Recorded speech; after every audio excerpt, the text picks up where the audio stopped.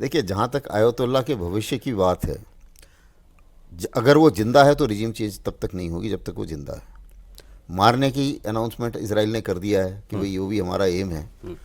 Succeed होंगे नहीं होंगे, कब तक होंगे, ये अभी इसका स्पेकुलेशन करना मुश्किल है। जहाँ तक अमेरिका के लड़ाई में घुसने की बात है, जैसे कि अभी बता रहे थे को पैनलिस्ट, इसमें कोई शक नहीं है कि बंकर बस्टर बॉम्ब के बिना उनका पूरा न्यूक्लियर आर्सेनल ख़त्म नहीं हो सकता, क्योंकि फर्डो जो है वो बिना उसके GBU-57 जो एमुनिशन है उसके बिना नहीं जा सकता।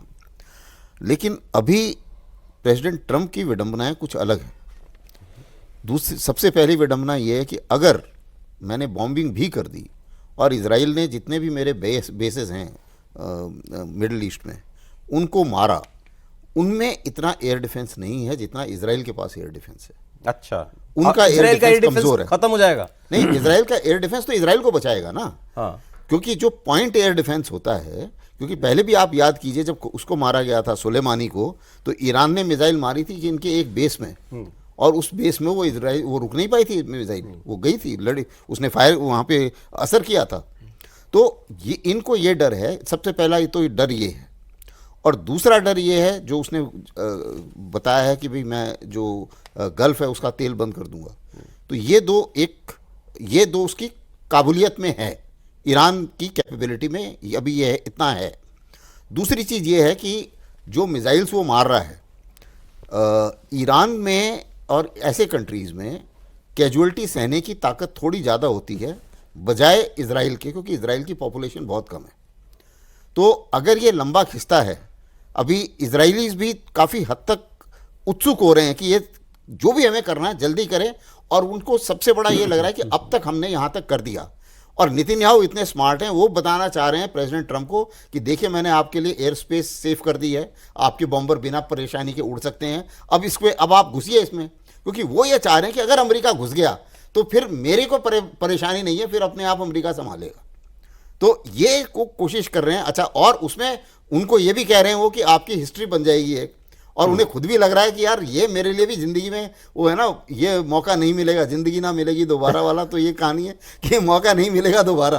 तो उनको ये लग रहा है कि यार ये मौके में अगर ऐसा हो गया तो मैं भी अमर हो जाऊंगा, और मेरी जितनी करप्शन केस वगैरह है वो भी सब एक साइड हो जाएंगे, और मेरा अगला टेन्योर भी पक्का हो जाएगा। 20 साल से तो लगेगा। मतलब अभी वॉर का ट्रेजेक्टरी डिपेंड करेगा कि अमेरिका कितनी ताकत के साथ इसमें आता है। हाँ, सिर्फ बॉम्बर पे रखेंगे या और ज्यादा करेंगे, क्योंकि अब उनको कैलकुलेट ये करना पड़ेगा। एक अभी काफी चल रहा था, मैंने डिबेट सुनी थी इनके अमेरिकन की, वो ये कह रहे थे कि नहीं सिर्फ हम बॉम्बिंग कैंपेन अगर ज्वाइन करें तो क्या होगा। तो उसमें फिर बार बार ये आ रहा था कि हो सकता है नहीं, एस्केलेशन डायनेमिक्स में आप नेक्स्ट लेवल पे अपने आप पहुंच जाएंगे। एक डेटा देता हूं आपको इस पर, अच्छा है, क्योंकि ये भी बात होती थी सर कि ट्रंप का जो होम बेस है उसको पसंद नहीं है कि अब आप जंग शुरू की जाए।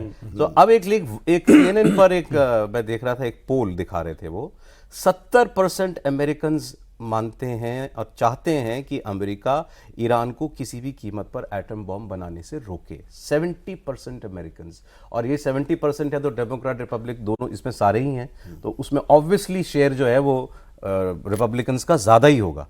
सो मतलब कहने का ये कि ऑलमोस्ट 80% रिपब्लिकन्स भी चाहते हैं आप ईरान को तो रोको, इसके लिए ट्रंप को जो करना है वो करें।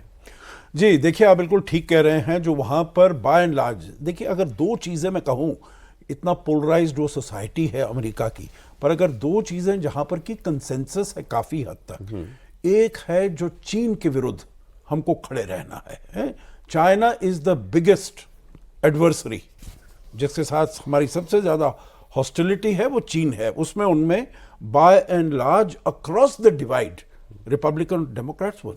दूसरी है ईरान को लेकर, हाँ, जो भाई वहां पर न्यूक्लियर वेपन्स।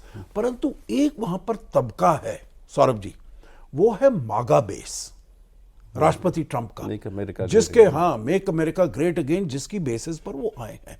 अब वो मागा बेस का कहना है जो आपको फॉरेन वॉर्स में इन्वॉल्व नहीं होना है, इसी बेसिस पर वो अपने ये इलेक्शन जीत कर आए हैं। तो इसलिए उनके जो सबसे मुखर बोलने वाले हैं, स्टीव बैनन है, टकर कार्लसन है, ये सभी कहते हैं जो इसमें हमको ईरान, इन सबको तो अब डिसोन कर दिया ट्रंप ने। हाँ, नहीं कर दिया है, परंतु फिर भी उन्हें उसका बहुत ध्यान है। और फिर तीसरी बात मैं इसमें यह कहूँगा, जो देखिए सभी को मालूम चल गया है, जब रूस और यूक्रेन का युद्ध शुरू हुआ था, सबने कहा 1 सप्ताह में खत्म होगा, 2 सप्ताह में, 1 महीने के अंदर तो खत्म होना ही है। आपको याद है बोरिस जॉनसन, जो बाइडेन ने एसाइलम दे दिया था जो वोलोदिमीर ज़ेलेंस्की को, आप आइए हमारे पास, क्योंकि आप तो टिक नहीं और वो पाएंगे। 3 साल से लड़ रहा है। हाँ, आप तो टिक नहीं पाएंगे। 3.5 साल हो गए। अब यहां पर वो उन्होंने कहा ये तो एक छोटा सा देश है, कुछ है ही नहीं तो उसके जंग पास। छिड़ेगी तो कितनी लंबी जाएगी, ये कोई नहीं कितनी कहता। लंबी